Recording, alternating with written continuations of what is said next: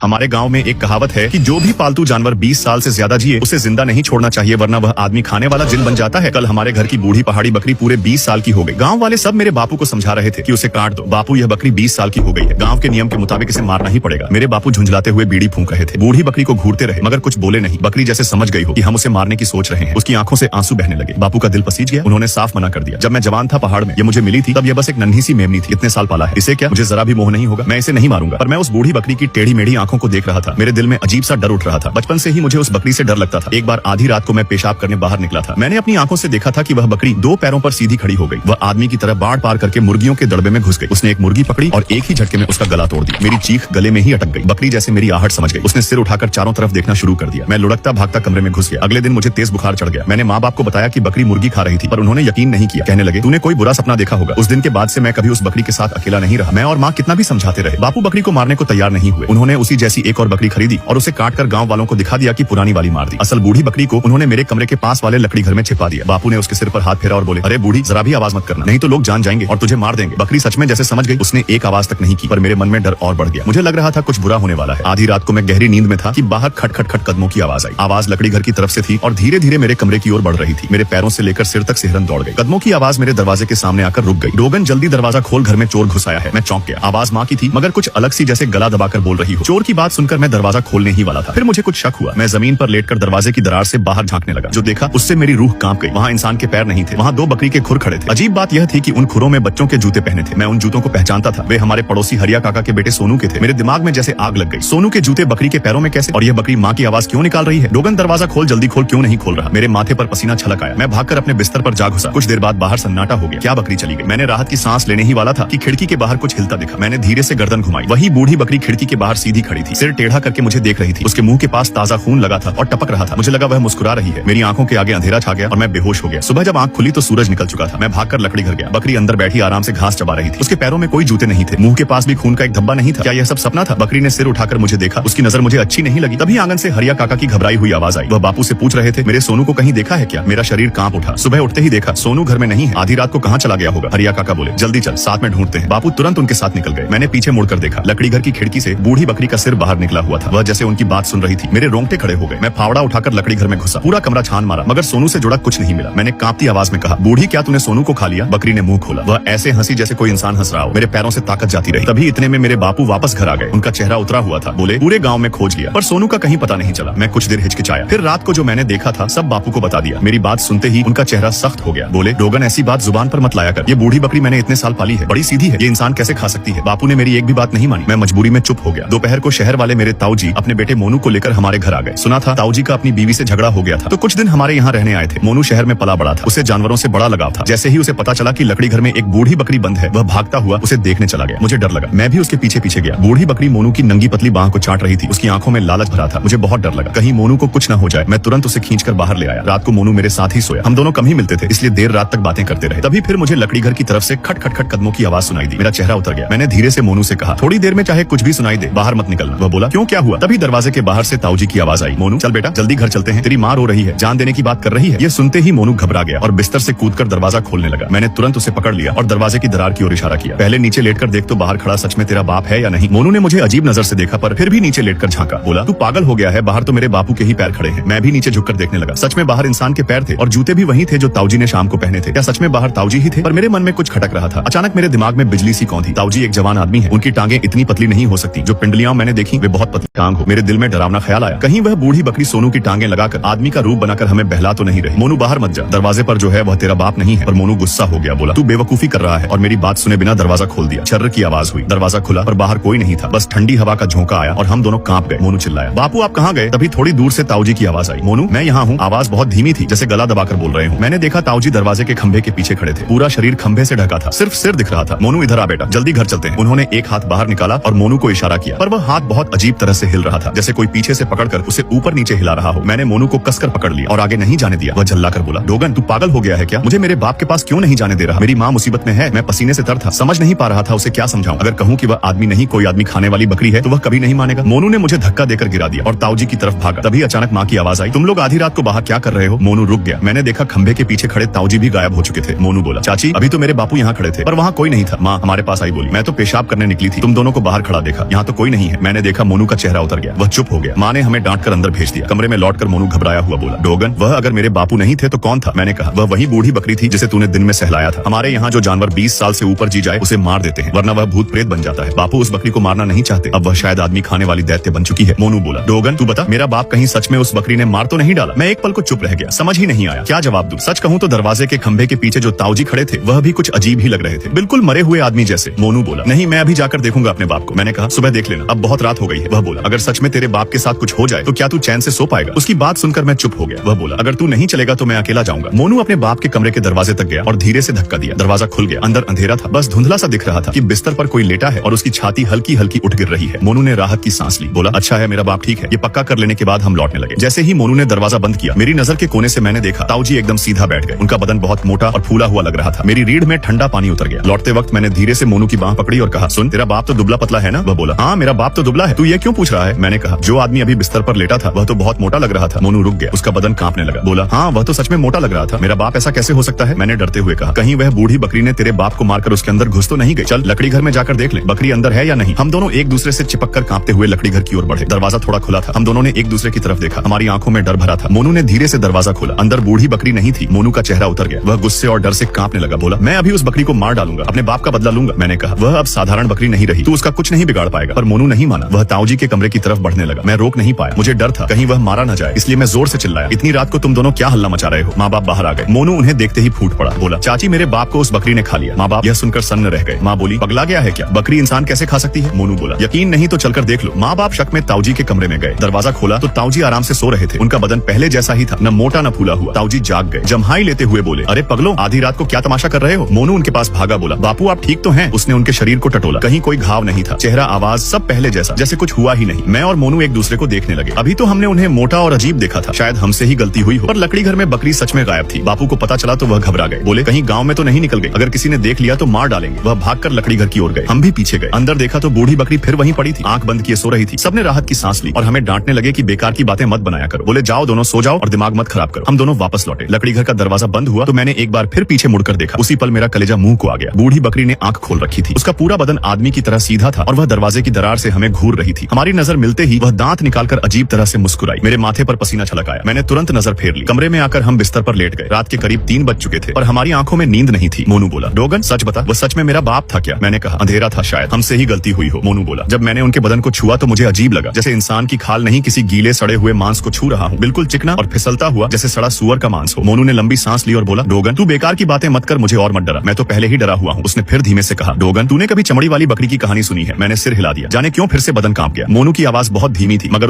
मगर उसमें ऐसा डर था कि रोंगटे खड़े हो जाए। उसने कहा, तू कहता है 20 साल से ऊपर का जानवर आदमी खाने वाला जिन बन जाता है? मुझे याद आया, बचपन में पड़ोस के बुजुर्ग एक किस्सा सुनाते थे। कहते थे, एक किस्म की बकरी होती है जिसे लोग चमड़ी वाली बकरी कहते हैं। वह चुपके से इंसान की खाल उतार लेती है और खुद उस खाल को पहन लेती है। फिर वह उसी आदमी की चाल ढाल, आवाज, हर हरकत की नकल करती है, यहाँ तक कि उसकी यादें भी अपने पास रख लेती है। कई बार तो घर वालों को भी पता नहीं चलता कि उनके बीच कौन सा आदमी असली है और किसकी खाल उतार ली गई है। कहते हैं, जब वह ऐसी 6 खालें उतार लेती है तब वह पूरी तरह इंसान बन जाती है और आखिरी जिसको उसने उतारा होता है उसी का रूप लेकर जीती है। यह सुनकर मेरी पीठ पर बर्फ सा पसीना बहने लगा और पता नहीं मेरा वहम था या सच, मगर कमरे में अजीब सी ठंडी हवा महसूस होने लगी। मोनू मेरी तरफ टकटकी लगाए देख रहा था। उसकी काली पुतलियां और फैलती जा रही थी। वह बोला, डोगन कहीं ऐसा तो नहीं कि मैं ही वह हूँ जिसकी खाल उतर चुकी है? मैंने कांपते हुए कहा, मोनू बेकार की बातें मत कर, मुझे मत डरा, मैं पहले ही डरा बैठा हूँ। अगर तूने फिर ऐसी बात की तो मैं कल ही सरपंच को बता दूंगा और वह लोगों को लेकर आएगा और उस बूढ़ी बकरी को मार डालेगा। मोनू कुछ नहीं बोला, बस बिना पलक झपकाए मुझे घूरता रहा। उसकी काली पुतलियां धीरे धीरे सिकुड़कर सीधी पतली लकीर जैसी हो गई। वह फुसफुसाया, डोगन जब तू पैदा हुआ था तभी से मैं तेरे मांस पर नजर लगाए बैठा हूँ। इतना कहकर जैसे कोई चीज मोनू की खाल के अंदर से बाहर निकलने लगी। मैं चीख पड़ा और झटके से जाग गया। मोनू गुस्से में बोला, क्या हुआ, क्यों चिल्ला रहा है? तूने तो मेरी भी नींद खराब कर दी। मैं उसे ऐसे देख रहा था जैसे कोई भूत देख लिया हो। मैं बिस्तर से कूदकर दरवाजे के पास जा खड़ा हुआ, उससे दूर। वह बोला, तुझे क्या हो गया, पागल हो गया है क्या? मैं उसे ऊपर से नीचे तक देखने लगा। उसके शरीर पर कहीं कोई जख्म नहीं था। क्या सच में वह सब सपना था? मैंने हकलाते हुए पूछा, तूने मुझसे चमड़ी वाली बकरी की कहानी कही थी क्या? मोनू हैरान होकर बोला, कौन सी कहानी? तू क्या बकवास कर रहा है? यह सुनते ही मैंने राहत की सांस ली। लगता है रात को मुझे बुरा सपना आया था, पर मैं मन ही मन ठान चुका था कि आज चाहे जो हो उस बूढ़ी बकरी को जिंदा नहीं रहने दूंगा और जो कुछ मैंने देखा सब सरपंच को बताऊंगा। तभी माँ ने हमें उठाकर खाने को बुलाया। मैं और मोनू रसोई में पहुंचे तो ताऊजी आराम से बैठकर खिचड़ी खा रहे थे। वह माँ की तारीफ करते जा रहे थे। बोले, अरे भाभी तुम्हारे हाथ का स्वाद तो कमाल है। उनका चेहरा, चाल ढाल सब पहले जैसा था। मैंने गौर से देखा, उनके शरीर पर कोई घाव नहीं था। क्या सच में हम दोनों को ही भ्रम हुआ था? ताऊजी ने हमें घूरते देखा तो हंसकर बोले, क्या देख रहे हो, मेरे मुंह पर कुछ लगा है क्या? मैंने जल्दी से कहा, नहीं कुछ नहीं। वह जोर जोर से फूंक मारकर गर्म खिचड़ी खा रहे थे, जैसे उन्हें गर्मी का एहसास ही नहीं। मैं ध्यान कहीं और लगाए खा रहा था और चोरी से ताऊजी को देख रहा था। तभी अचानक मैंने देखा उनकी आंखें जो सामने देख रही थी एकदम किनारे को मुड़ गई और सीधी मुझे घूरने लगी। एक पल को उनकी पुतलियां पतली काली लकीरों जैसी हो गई। मेरा हाथ कांप गया। गर्म खिचड़ी लकड़ी लगभग गिर ही गई थी। अगले ही पल उनकी आंखें फिर सामान्य हो गई, जैसे कुछ हुआ ही ना हो। मेरे होंठ कांप रहे थे। मैं मोनू को बताना चाहता था, पर देखा उसका चेहरा भी पीला पड़ा था। उसके माथे पर मुझसे ज्यादा पसीना था। उसने मेरा हाथ पकड़ा और जल्दी से बाहर खींच लाया। पीछे से माँ की आवाज आई, अरे दोनों नालायक, खाना छोड़कर कहाँ भाग रहे हो? बाहर आकर मोनू ने कांपती आवाज में कहा। मैंने भी ताऊजी की आंखें बदलते देखी। अब क्या करेंगे? मैंने कहा, चल सरपंच के पास चलते हैं। अब मुझे बापू की जिद की परवाह नहीं। अगर उन्होंने बकरी को नहीं मारा तो वह हम सबको मार डालेगी। मैं और मोनू सीधे सरपंच के घर पहुंचे। सरपंच और उनकी बूढ़ी अम्मा दोनों घर पर थे। गांव में सब उन्हें माई कहकर बुलाते थे। जवान दिनों में वह झाड़ फूंक करती थी और ऐसे मामलों की समझ रखती थी। मैंने हांफते हुए कहा, माई बापू ने उस बूढ़ी बकरी को नहीं मारा। फिर मैंने शुरू से लेकर अब तक की सारी बात एक एक करके उन्हें सुना दी। मेरी बात सुनते ही सरपंच का चेहरा सख्त हो गया और वह घबराकर बोले, तू कह क्या रहा है? अगर यह सच है तो बात बहुत बिगड़ चुकी है। सरपंच घबराकर बोले, अरे ये क्या कर डाला? इतना बड़ा अनर्थ। फिर खुद ही बोले, छोटे लाल को पूरी तरह दोष भी नहीं दे सकते। उसने इस बकरी को इतने साल पाला है। हो सकता है बकरी ने उसी के मन को पहले ही अपने बस में कर लिया हो। इतनी उम्र की बकरी अगर जिंदा है तो वह साधारण नहीं रही। वह पक्का कोई जिन्न प्रेत बन चुकी है। वह तेरे बाप के दिमाग को मोड़ दे। ये उसके लिए कुछ भी नहीं। तेरे ताऊजी और सोनू को अब बचाया नहीं जा सकता। उनकी खाल वह बकरी उतार चुकी है। ये साधारण प्रेत नहीं है, इसे चमड़ी वाली बकरी कहते हैं। जब वह छठी खाल पहन लेगी तब पूरी तरह इंसान बनकर उसी का रूप धरकर जीने लगेगी। माई की नजर मोनू पर पड़ी, जो पत्थर सा खड़ा था। उनकी कही बात हूबहू वैसी ही थी जैसी बात मैंने रात सपने में मोनू से सुनी थी। मोनू की आंखें लाल हो गईं और आंसू बह निकले। वह रोते हुए बोला, मेरा बाप सच में मर गया। उसे उस बकरी ने मार दिया। उसे टूटता देखकर मेरा दिल बैठ गया। अगर बापू ने जिद न की होती तो ताऊजी जिंदा होते, सोनू भी बच जाता। सरपंच ने दांत भींचकर कहा, इस बकरी को मारना ही पड़ेगा। फिर उन्होंने अपनी बीवी से कहा, अरे बुढ़िया, तुम जाकर कस्बे से कसाई को बुलवाओ। सरपंच खुद भी हैरान थे। बोले, कसाई को क्यों बुलाना पड़ेगा? माई बोली, ऐसी जिन्न बनी बकरी को साधारण छुरी से नहीं मारा जाता। कसाई की काटने वाली छुरी में बहुत मारक ताकत होती है, वही इसे काबू कर सकती है। सरपंच ने हामी भरी और तुरंत कस्बे की तरफ निकल गए। माई ने मोनू से कहा, तू जरा बाहर बैठ, मैं डोगन से अकेले में बात करूंगी। मोनू ने मुझे घबराई नजर से देखा मगर बाहर चला गया। मुझे समझ नहीं आया माई उसे अलग क्यों कर रही है। माई धीरे से बोली, डोगन, अब जो मैं कहूंगी उससे डरना मत। मोनू को उस बूढ़ी बकरी ने पहले ही मार दिया है। अब बस उसकी खाल बची है। ये सुनते ही मेरा चेहरा सफेद पड़ गया। माई ने दरवाजे पर टंगी हवा की घंटी की ओर इशारा किया। बोली, जब तुम दोनों अंदर आए थे तो यह घंटी बजी थी। ये साधारण घंटी नहीं है। ये पहचान लेती है कि अंदर आने वाला जिंदा इंसान है या कुछ और। अगर कोई अपवित्र चीज आती है तो यह अपने आप बज उठती है। मेरे पैरों तले जमीन खिसक गई। मोनू कब मारा गया? मुझे कुछ पता ही नहीं चला। माई ने पूछा, डोगन, कल रात बाद में तू सो गया था क्या? मैंने सिर हिला दिया। माई बोली, बहुत मुमकिन है उसी वक्त वह मारा गया हो। जो सपना तूने देखा वह सपना नहीं था, सच था। वह चमड़ी वाली बकरी 3 खालें उतार चुकी है। अगर 3 और उतार लेगी तो इंसान बन जाएगी। सोच उसका अगला निशाना कौन होगा। अगर ताऊजी और सोनू 2 हो गए तो फिर माँ बाप और आखिरी मैं ही छठा होऊंगा। क्या वह मेरी जगह लेना चाहती है? मैं रो पड़ा। माई, हमें बचा लो। माई बोली, सरपंच कसाई को लेकर आएंगे, तब मैं भी कुछ उपाय करूंगी, तब जाकर वह बकरी मरेगी। मैंने पूछा, तब तक माँ बाप का क्या होगा? क्या वह बकरी उन्हें भी मार देगी? माई ने मुझे एक ताबीज दिया। बोली, इसे अपने पास रखना। जब तक यह तेरे पास रहेगा वह बकरी तेरे माँ बाप को हाथ नहीं लगा पाएगी। मैंने जल्दी से ताबीज जेब में रख लिया और बाहर आ गया। मोनू दरवाजे पर ही खड़ा था। मुझे देखते ही पूछने लगा, माई ने क्या कहा? मैं एक पल को पीछे हट गया पर खुद को संभाला और बोला, माई ने बस इतना कहा कि जब बकरी को मारेंगे तब तेरे बाप शायद रोकने आएंगे, इसलिए ध्यान रखना। वह सीधे तुझसे नहीं कह सकती थी कि तेरे बाप मर चुके हैं, इसलिए मुझे समझाया। मेरी बात सुनकर मोनू शांत रहा पर मैं उससे दूर ही खड़ा रहा। वह अचानक बोला, डोगन, कहीं सरपंच और माई ही उस चमड़ी वाली बकरी के भेस में तो नहीं? मैं मन ही मन हंसा, समझ गया ये वही बकरी है जो हमें आपस में लड़वाना चाहती है। तभी मोनू ने मेरा हाथ पकड़ लिया। मैं घबरा गया पर वह मुझे खींचकर सरपंच के घर की खिड़की तक ले गया। खिड़की की चौखट पर साफ बकरी के खुरों के निशान थे। वह बोला, देख, लगता है वह बूढ़ी बकरी रात को यहाँ भी आई थी। अगर वह खिड़की से अंदर घुसी होगी तो घंटी नहीं बजी होगी और शायद माई और सरपंच की खाल भी उसने उतार ली हो। ये ख्याल मेरे दिमाग में घूमने लगा और सब कुछ और उलझता चला गया। वह ख्याल मेरे दिमाग से हट ही नहीं रहा था। माई ने जो ताबीज मुझे दिया था वह कपड़ों के अंदर हल्का हल्का गर्म हो रहा था। क्या सच में यह मुझे बचा रहा है या कोई चाल है? और अगर सरपंच कस्बे कसाई लाने नहीं बल्कि जानबूझकर समय काटने गए हों तो जितना सोचता उतना ही मेरी रीढ़ ठंडी पड़ जाती। पर मैं मोनू की बातों पर पूरा भरोसा भी नहीं कर सकता था, क्योंकि या तो वह बकरी उसके रूप में है या फिर सरपंच और माई में से कोई। मुझे सबसे ज्यादा डर माँ बाप की जान का था। मैं दौड़ता हुआ घर की ओर भागा। पीछे से मोनू चिल्लाया, डोगन रुक, मैं भी आ रहा हूँ। जब मैं घर पहुंचा तो माँ आंगन में कपड़े धो रही थी और बापू कुर्सी पर धूप सेंक रहे थे। मैंने राहत की सांस ली पर अब समझ नहीं पा रहा था कि जेब में रखा ताबीज फेंक दूं या संभाल कर रखूं। ये मुझे बचा रहा है या मुझे ही जाल में फंसा रहा है? मैंने बापू से पूछा, ताऊजी कहाँ है? बापू बोले, वह बूढ़ी बकरी के पास लकड़ी घर में है। मैं घबराकर लकड़ी घर की ओर भागा। अंदर बूढ़ी बकरी नहीं थी। जमीन पर बस एक पतली सी इंसानी खाल पड़ी थी जो ताऊजी की थी। मेरा दिल धक से रह गया। अब वह बकरी किसकी खाल पहनकर घूम रही है? तभी पीछे से मोनू आया। उसने जमीन पर पड़ी खाल देखी और जोर जोर से रोने लगा। मैं समझ नहीं पा रहा था वह सच में रो रहा है या नाटक कर रहा है। उसके रोने की आवाज सुनकर माँ बाप भी आ गए। माँ खाल देखते ही धम्म से जमीन पर बैठ गई। रोते हुए बोली, ये क्या हो गया? बापू का चेहरा छूने जैसा सफेद हो गया। वह बड़बड़ाने लगे, मोनू का बाप उसे खा गया। वह बकरी सच में जिन्न बन गई। मैं तो तब से कह रहा था उसे मार दो, पर तूने नहीं माना। डोगन सच कह रहा था, सोनू भी उसी ने खाया होगा। बापू आंखों में आंसू भरकर अपने गाल पर खुद थप्पड़ मारने लगे। बोले, मेरी गलती है। उस दिन मन में जाने कैसी जिद थी कि बकरी को नहीं मारूंगा और अब वही जिद गायब हो गई। मुझे पता था बापू रोज उसके साथ रहते थे। जरूर उसने उनके दिमाग पर जादू किया होगा। मैंने कहा, मैंने सरपंच और माई को सब बता दिया है। वह कसाई लेकर आएंगे और उसे मार डालेंगे। माँ का चेहरा थोड़ा संभला। बापू बोले, इस सब के बाद मैं खुद हरिया काका से माफी मांगूंगा। चाहे वह जो सजा दे मैं दूंगा। अगर जान भी मांग लें तो दे दूंगा। तभी मेरी नजर मोनू पर पड़ी। वह चुपके से मेरी जेब की ओर देख रहा था जहाँ ताबीज रखा था। उसी पल मुझे समझ आ गया, बकरी इसी के अंदर छिपी है। वह जानबूझकर खुरों के निशान दिखाकर मुझे ताबीज फेंकने को उकसा रही थी। मैंने तुरंत हाथ जेब पर रख लिया और ताबीज कसकर पकड़ लिया। मोनू ने मेरी हरकत देख ली और अब वह सीधा मुझे घूरने लगा। उसकी आंखों में जहर था। तभी बाहर से सरपंच की आवाज आई। वह कसाई को लेकर लौट आए थे। मेरे भीतर उम्मीद जगी। मोनू का चेहरा बदल गया। वह भागने को मुड़ा। मैं झपट कर उस पर कूद पड़ा और उसे जमीन पर दबोच लिया। मैं उससे मजबूत था, उसे कसकर पकड़े रहा। तभी माई अंदर आई और मेरी पकड़ में तड़पते मोनू को देखकर बोली, अब बहुत हो गया, तू 3 जाने ले चुका है, अब तेरा अंत होगा। मोनू जोर से छटपटाने लगा। मैं लगभग उसे रोक नहीं पा रहा था। तभी कसाई आगे बढ़ा। उसके हाथ में एक जिंदा मुर्गा था। उसने मुर्गे की गर्दन काटी और ताजा खून सीधे मोनू के चेहरे पर छिड़क दिया। मोनू चीखा और उसकी त्वचा धुआं छोड़ने लगी जैसे जल रही हो। माई ने उस पर मुट्ठी भर कच्चा चावल फेंका। वह दर्द से तड़पता जमीन पर लौटने लगा। मैं हटकर खड़ा हो गया। कुछ ही देर में उसका शरीर पिचके हुए थैले की तरह ढीला पड़ गया और बस एक खाली खाल बची रह गई। उसी खाल के अंदर से वह बूढ़ी बकरी बाहर निकली और भागने लगी। कसाई ने फुर्ती से छुरी चलाई और एक ही वार में उसका सिर धड़ से अलग कर दिया। बकरी की आखिरी चीख गूंजी और उसका सिर जमीन पर लुढ़क गया। उसी पल मेरी जेब में रखा ताबीज ठंडा पड़ गया। मैंने गहरी सांस ली। लगा जैसे पहाड़ हट गया हो। आखिरकार वह डरावना खेल खत्म हो गया था।